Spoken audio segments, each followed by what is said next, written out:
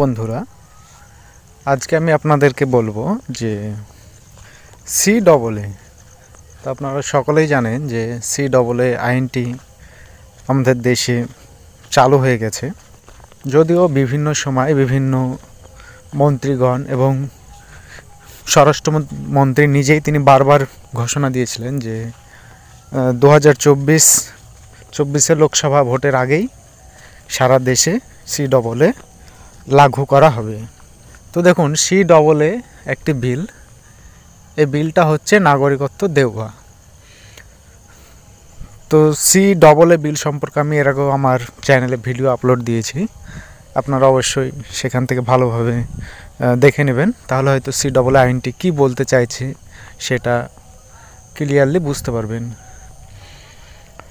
তো CAA আইন এটা সারা দেশেই কিন্তু লাগু হয়েছে। এটা পার্লামেন্টে পাস হয়েছিল 12ই ডিসেম্বর 2019 সালে। এটা হচ্ছে নাগরিকত্ব দেওয়ার আইন। 6টি সম্প্রদায়কে নাগরিকত্ব দেওয়ার একটি বিল আইন, যেটা মুসলিম বাদে 6টি সম্প্রদায়কে দেওয়া হবে। তো দেখুন, এর জন্য কিন্তু কেন্দ্র সরকার থেকে একটি নতুন পোর্টালও লঞ্চ করা হয়েছে। আপনারা সে পোর্টাল দেখতেই পাচ্ছেন, আমি অন স্ক্রিনে দেখাচ্ছি। তো এখানে বলা হয়েছে যাদের ডকুমেন্টস নেই, অর্থাৎ 31শে ডিসেম্বর 2014 সালের আগে যারা এসছে আমাদের ইন্ডিয়াতে, যে সমস্ত সম্প্রদায় মুসলমান বাদে তাদেরকে নাগরিকত্ব দেওয়া হবে, এবং যাদের কাছে নাগরিকত্ব নেই তারা এই পোর্টালে আবেদন করবে, এবং এই পোর্টালে আবেদন করলে তখন কেন্দ্র সরকার তাদেরকে নাগরিকত্ব দেবে। তো এখানে একটা বড় প্রশ্ন, যে 6টি সম্প্রদায় নাগরিকত্ব পাবে সেই 6টির মধ্যে তো মুসলমান নেই, তাহলে মুসলমানরা কি এখানে আবেদন করতে পারবে? দেখুন, এটাতে নাগরিকত্ব দেওয়ার পোর্টাল, কিন্তু ওরা তো বলেছে, কেন্দ্র সরকার ডিক্লেয়ার দিয়েছে যে 6টি সম্প্রদায়কে দেওয়া হবে, সেখানে মুসলমানের কথা উল্লেখ নেই। সুতরাং মুসলমান এই পোর্টালে আবেদন করতে পারবে না। এটাই ক্লিয়ারলি বোঝা যাচ্ছে যে এই পোর্টালে মুসলমান আবেদন করতে পারবে না, কেননা মুসলমানের জন্য এই পোর্টালটি নয়। যে 6টি সম্প্রদায় বাংলাদেশ, পাকিস্তান, আফগানিস্তান থেকে এসছে তাদেরকে একমাত্র দেওয়া হবে, মুসলমান বাদে। তো দেখুন, এই বিষয়ে আমাদের রাজ্যের শ্রীমতী মমতা বন্দ্যোপাধ্যায় তিনি বারবার সরব হয়েছেন যে নো কে আমরা দেশে, আমাদের রাজ্যে আমরা হতে দেব না। কিন্তু তবুও অবশেষে কিন্তু CAA চালু হয়ে গেল, কেননা এটা একটা কেন্দ্রের বিল। সুতরাং সারা দেশেই কিন্তু এটা লাগু হয়ে গেল। তো শ্রীমতী মমতা বন্দ্যোপাধ্যায় তিনি বলেছেন যে CAA যে পোর্টাল, সেই পোর্টালে কেউ আবেদন করবেন না। এই পোর্টালে কেউ আবেদন করবেন না, কেননা এই পোর্টালে যদি আবেদন করেন তাহলে কেন্দ্র সরকার, মানে যে পোর্টালটা কন্ট্রোল করছে আমাদের কেন্দ্র সরকার, তারা কিন্তু বুঝতে পারবে যে যে আবেদন করলো সে ভারতবর্ষের নাগরিক না। অর্থাৎ আবেদন করার সঙ্গে সঙ্গে সে কিন্তু ভারতবর্ষের নাগরিকত্ব যদিও থাকে, তবুও সে নতুনভাবে নাগরিকত্ব পাওয়ার জন্য যে আবেদন করছে, মানে কেন্দ্র সরকার কাছে, সে ডিক্লেয়ার হয়ে যাবে যে সে ভারতবর্ষের নাগরিক না। অর্থাৎ তাকে নাগরিকত্ব দিলে সে নাগরিকত্ব হবে।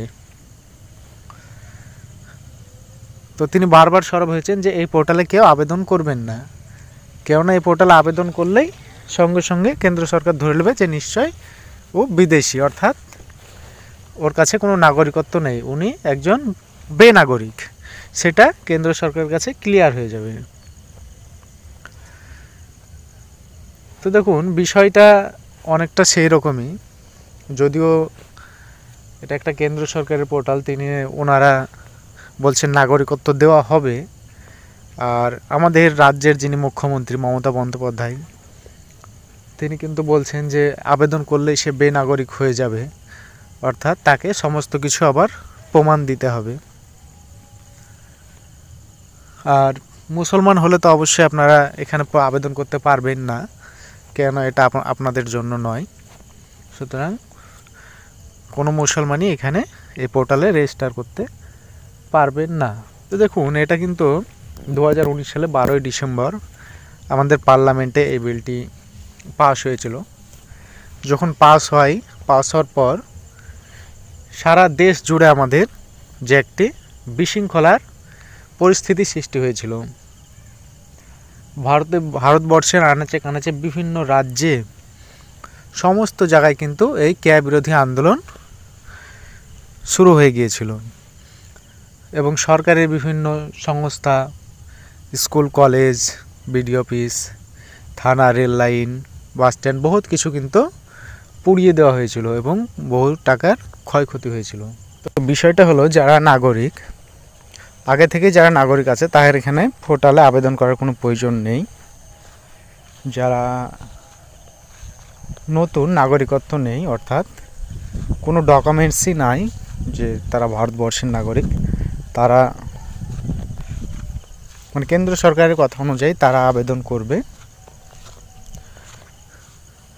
এবং শ্রীমতী মমতা বন্দ্যোপাধ্যায় তিনি সকলকে জানিয়ে দিয়েছেন যে কেউ এই পোর্টালে আবেদন করবেন না। আমার রাজ্যের আমি সমস্ত মানুষ, সমস্ত জনগণ আমার রাজ্যের নাগরিক, আমি সবাই, কাউকে আমি বাংলা থেকে বিতাড়িত করব না। তো দেখুন, CAA পোর্টাল বিষয়ে আজকের ভিডিওটি ছিল। এই পোর্টাল নিয়ে কিন্তু বহুত একটা সংশয় বর্তমানে, যে এই পোর্টাল আবেদন করব কি না, কি হবে, এই নিয়ে কিন্তু অনেকে আমাকে কমেন্ট করেছেন। তো জানি না আপনাদেরকে এই বিষয়ে কতটা অভিজ্ঞতা দিতে পেরেছি। ভিডিওটি ভালো লাগলে আপনাদের যদি একটু উপকার হয় এবং একটু যদি কিছু হালকা হলেও যদি একটু আপনাদের উপকারে আসে, আমার চ্যানেলটি সাবস্ক্রাইব করবেন। সকলে ভালো থাকবেন, সুস্থ থাকবেন। Bye bye.